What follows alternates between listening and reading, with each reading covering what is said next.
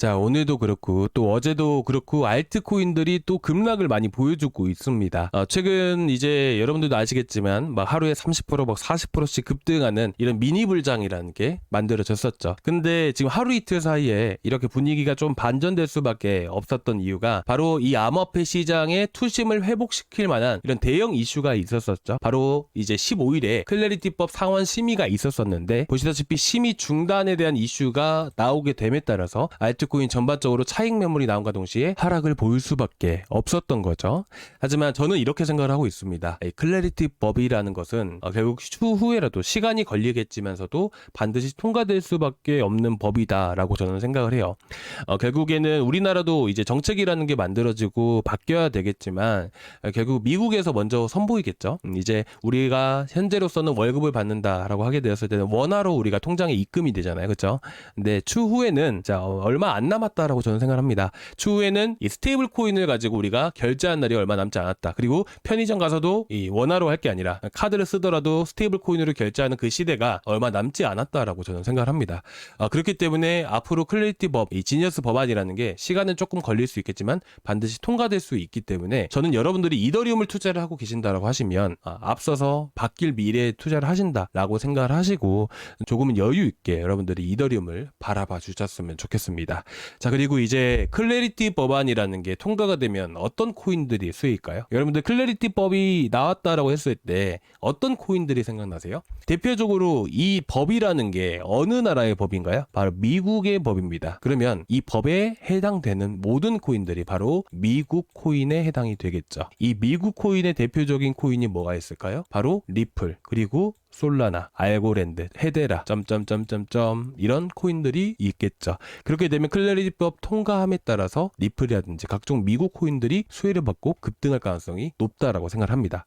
자, 그런데 저는 이 이더리움도 결국 이더리움이라는 코인이 미국 코인인가요? 아니에요. 근데 저는 수혜를 받을 수밖에 없다라고 생각을 해요. 그 이유가 뭐냐면, 자, 클래리티 법안 결국 미국의 정책이고 미국 코인에 해당되는 것이고 이더리움에게는 연관이 없어 보이지만 그래도 수혜를 받을 수밖에 없다라고 생각을 하는 이유가 뭐냐면, 지금 이 스테이블 코인 안에서도 거의 절반 정도 되는 비중을 차지하고 있는 게 뭐죠? 바로 테더와 서클입니다. 이 테더는 대부분 거래하는데, 트레이딩을 하는데 많이 쓰인다라고 했을 때 바로 지금 보고 계시는 USDC라고 하는 이 서클이라는 스테이블 코인은 디파이 하는데 많이 쓰이게 됩니다. 이 서클이라는 회사, 바로 업비트에도 상장되어 있는 이런 스테이블 코인이죠. 그런데 이 서클이라는 회사가 바로 미국의 회사입니다. 그런데 이 코인이랑 이더리움이랑 어떤 상관관계가 있느냐?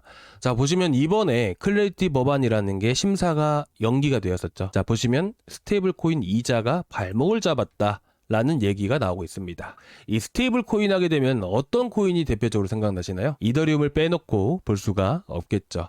자, 이 스테이블 코인의 60% 비중을 차지하고 있는 게 바로 이더리움 기반의 스테이블 코인입니다. 그런데 도대체 이게 뭐길래, 자, 스테이블 코인 이자가 뭐길래 이렇게 클래리티 법안이 연기가 되었을까요? 자, 보시면, 자, 예를 들어서 이렇게 생각을 하시면 됩니다. 여러분들이 업비트에다가 서클을 구매를 하고 가만히 놔둔다라고 생각을 해볼게요. 그럼 여러분들 스테이블 코인 이거를 매수를 하고 나서 이자가 자동으로 들어오나요? 아니죠. 이자 자체가 들어오지가 않습니다. 우리가 실제로 업비트에서 이 코인을 매수하고 가만히 둔다고 해서 이자가 들어오는 게 아니라 우리가 디파이 서비스를 이용을 해야지만 우리가 이렇게 이자를 받을 수가 있어요. 그래서 그 절차 자체가 조금 복잡합니다. 그런데 이 클래리티 법안 안에서 스테이블 코인 이자를 준다, 이자를 챙겨갈 수가 있다 라고 얘기가 나오게 되고 통과가 되었을 때는 우리가 단순하게 원화를 가지고 있을 때, 자, 여러분들 업비트에다가 비썸에다가 현금 넣어두시면 어떻게 됩니까? 바로 이자가 송송 잘 나오잖아요. 그쵸? 그렇잖아요. 그런데 이 서클만 보유를 한다 해도 결국 이자를 준다라는 거예요. 보유하기만 하면 똑같은 개념으로 이자를 준다라고 한다라는 거예요. 자, 그렇게 되면 예를 들어서 시중은행에서 2% 이자를 준다라고 해볼게요. 근데 여러분들이 서클을 매수해서 가만히 두기만 해도 3% 이자를 준대요. 그럼 여러분들은 현금을 가지고 은행에다 예치를 하실 거예요? 아니면 그냥 서클 하나 사서 이렇게 이자를 더 많이 받으실 거예요? 당연히 우리가 서클을 사겠죠. 이자가 좀 더 높더라도 높은 쪽으로 자금이 이동할 수밖에 없는 거잖아요. 그렇다 보니까 뱅크 오브 아메리카 CEO가 뭐라고 얘기했습니까? 자, 이게 통과가 되었을 때는 은행에서 최대 6조 달러를 흡수할 것이다 라는 얘기가 그래서 나온 겁니다. 자, 은행에서, 시중에 은행에 입금되고 있는 이런 자금들이 이 코인 시장으로 유입이 될 수밖에 없다라는 것을 얘기를 하는 거예요. 이 코인 시장으로 유동성 자금이라는 게 크게 유입이 된다라는 게 첫 번째고요. 이 두 번째로는 뭐냐면 이제 기술적인 메커니즘을 우리가 알아야 돼요. 자, 이더리움은 소각이 된다라는 거 아시죠? 수수료, 이더리움 네트워크를 쓰게 되면 수수료가 발생이 되는데 그 수수료를 뭘로 낸다라고 했어요? 바로 이더리움을 사서 이더리움으로 수수료를 내는 거예요. 사람들이 이더리움 네트워크를 썼을 때 그만큼 수수료를 내기 위해서 수요 자체가 늘어날 수밖에 없고 수수료를 내고 나서 일정 부분들은 밸리데이터한테 조금 돌아가지만 일정 부분들은 또 소각이 되게 됩니다. 그러면 공급량 부족 현상이 만들어질 수밖에 없다라는 거예요. 자, 여기까지 보셨을 때, 자, 이 클래리티 법안에 대한 부분들을 보셨을 때, 통과가 되었을 때, 왜 이더리움의 수혜가 될 수밖에 없는지, 이제 다 아시겠죠? 제가 최대한 쉽게 풀어서 말씀을 드린 건데 혹시나 어려운 부분이 있으시거나 좀 이게 이해가 안 간다 라고 생각되시는 부분들이 있으시면 여러분들이 댓글에다가 많이 남겨주세요. 그리고 또 궁금하신 거 있으시면 언제든지 댓글에다 말씀을 해주시고요. 자, 여기까지 보셨을 때 조금이라도 도움이 되셨을까요? 조금이나마 도움되셨으면 구독과 좋아요 한 번씩 부탁드려도 될까요? 자, 구독과 좋아요, 전체 알람 설정까지 한 번씩 부탁드리고요. 여러분들이 이더리움에 대해서 공부를 하시다가 또 궁금하신 거 있으시면 언제든지 댓글로 남겨주세요. 그러면 제가 최대한 아는 선 안에서 제가 자세하게 또 말씀을 드리도록 하겠습니다. 자, 그래서 이런 또 얘기가 또 나왔던 것이고 그리고 보시게 되시면 또 스탠다 차트에서는 올해 디지털 자산 주도권이 비트코인에서 이더리움으로 이동 가능하다 라고 얘기가 나오고 있죠. 저도 일부분은 동의를 하고 있습니다. 왜? 미국의 정책이라는 게 있기 때문이에요. 자, 여러분들 스테이블 코인은 여러분들 혹시 그거 아시나요? 스테이블 코인 자체가 이제 만들 수 있는 코인들이 되게 많아요. 근데 대부분 그 중에서 60% 이상을 이더리움을 가지고 있는데 비트코인은 여러분들 스테이블 코인을 만들 수가 있을까요? 비트코인 기반의 스테이블 코인이라는 게 존재하나요? 존재할 수가 없어요. 존재할 수가 없기 때문에 이번 미국의 정책이 잘 이루어지고 잘 통과된다라면 결국 비트코인보다는 2인자인 이더리움으로 자금이 많이 이동할 수밖에 없다라고 저도 어느 정도는 생각을 하고 있는 편입니다. 그런데다가 지금 보시게 되시면 자, 이건 뭐죠? 자, 여러분들 이제 주식으로 따지면 코스피, 코스닥을 뭐라고 해요? 지수라고 얘기를 하는 거잖아요. 그 지수를 우리는 시장이라고 얘기를 합니다. 현재 시장이 자, 코스피, 코스닥이 올라가면 야, 시장 좋다, 시장 올라간다. 코스피, 코스닥이 내려가게 되면 시장 정말 안 좋구나 라고 보는 겁니다. 자, 마찬가지로 코인에도 이런 지수, 시장이라는 것이 존재합니다. 자, 그것들이 여러 가지가 있게 되는데 뭐 코스피, 코스닥, 나스닥 이렇게 나눠져 있듯이 마찬가지로 볼 수 있는 지수가 또 많아요. 그래서 토탈 1이라는 게 있고요. 토탈 2라는 게 있고 토탈 3라는 게 있게 됩니다. 보통은 이제 토탈 1을 기준으로 해서 많이 보시기는 하는데 저 같은 경우에는 이런 알트코인들에 대한 단타 매매를 좀 많이 하고 있다 보니까 토탈 3를 많이 보는 편이에요. 이 토탈 1이라는 것은 비트코인과 전체 현재 시장에 상장되어 있는 모든 코인을 일컫는 말이고요. 두 번째 토탈 2는 뭐냐면 바로 비트코인을 제외한 나머지 코인들을 의미하게 되는 것이에요. 그리고 세 번째는 뭐냐면 비트코인과 이더리움을 제외한 나머지 알트코인의 시가총액을 토탈 3라고 얘기를 하게 됩니다.